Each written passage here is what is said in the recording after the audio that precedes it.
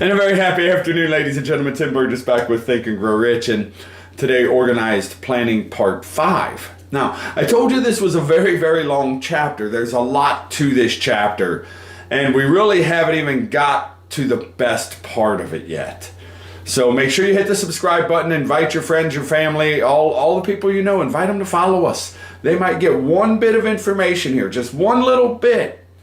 It could be a difference maker in their lives. Now, as we wrapped up the last video, we talked about the 30 major causes of failure. And remember, he said in these 30 major causes of failure is found a description of the tragedy of life, which obtains for practically every person who tries and fails. So he reminds us that it's also very, very beneficial for us if we will find somebody to go through this list of questions with us, because we buy our own BS. And if we go through this with somebody who we trust and respect and who will be honest but not hurtful, then we will get much greater benefit from this list. There's no question about that. No question.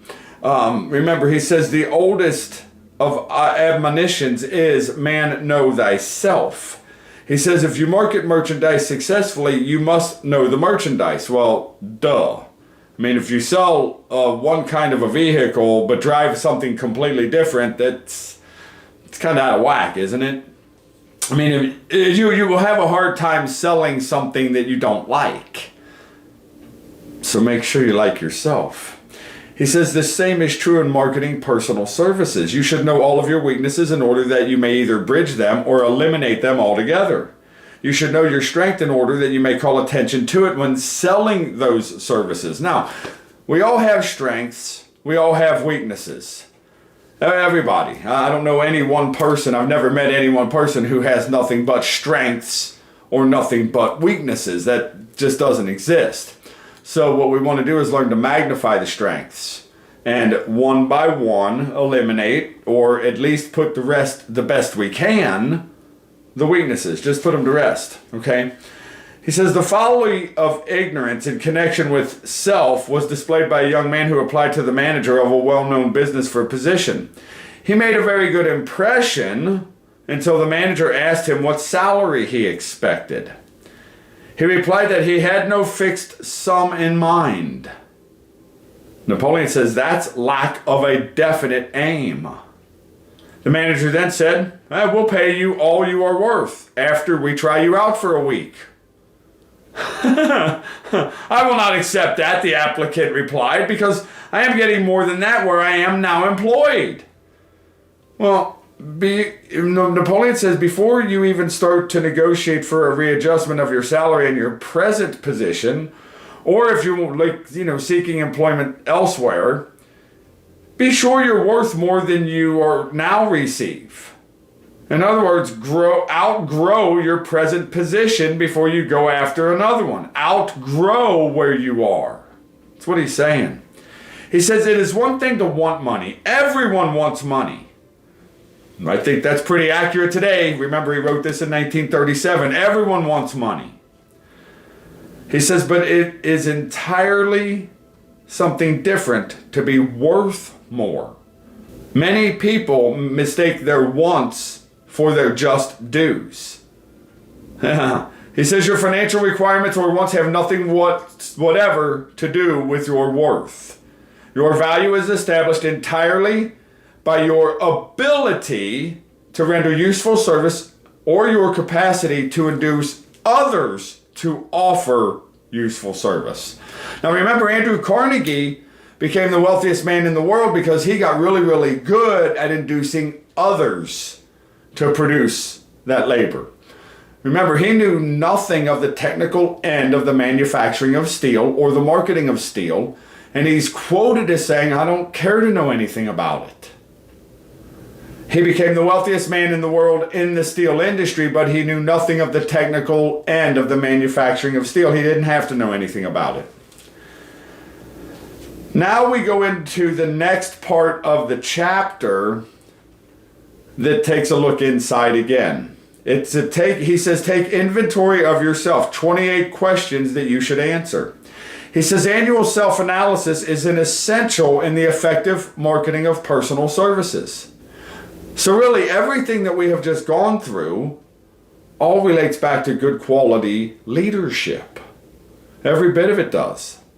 Every bit of it. He says annual self-analysis is an essential in the effective marketing of personal services, as is annual inventory and merchandising. He says, moreover, the yearly analysis should disclose a decrease in faults and an increase in virtues. Well, if we don't keep score, we won't know this, will we? However, if we take the time to do this once a year, as he's suggesting, and we keep score, then we'll know where we are getting better and what we need to work on. And to me, that's a blessing. That's not something, oh my gosh, look how bad I am. Don't go there. All of us have faults. We work on them, right? He says one goes ahead, stands still, or goes backwards in life. I don't believe that you can stand still. I believe you're either moving in one direction or you're moving in another.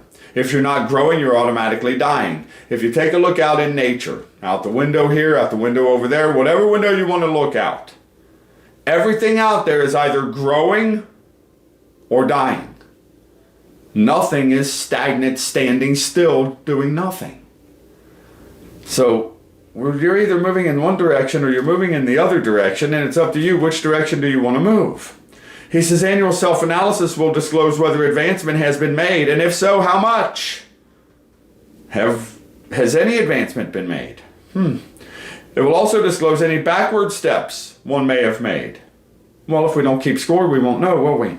The effective marketing of personal services requires one to move forward even if the progress is slow. We gain momentum slowly but surely, and then we gain more traction. And then if we continue, we can hit the phase called explosive growth. But most people quit before they ever hit explosive growth. He says your annual self-analysis should be made at the end of each year, so you can include any goals for the new year. Now, don't make it a New Year's resolution. That term is so wore out and dead. I mean, gosh, it's beaten into the ground so bad. Make it a commitment. Make it a lifestyle. Oh my gosh. Not just a resolution. People break those things by mid-January. Don't do that. Don't be like that. It says, take this inventory by asking yourself the following questions and by checking your answers with the aid of someone who will not permit you to deceive yourself as to their accuracy. Once again, don't buy your own BS. You don't need to. Be honest with yourself so you can get the greatest benefit from what Napoleon Hill is teaching us here. Number one, have I attained the goal which I established as the number one goal for the year? Number 2, 3, and 4, quality, quantity, and spirit of service. Have I delivered the service with the best quality, the greatest possible quantity, and the proper spirit? Have I permitted procrastination?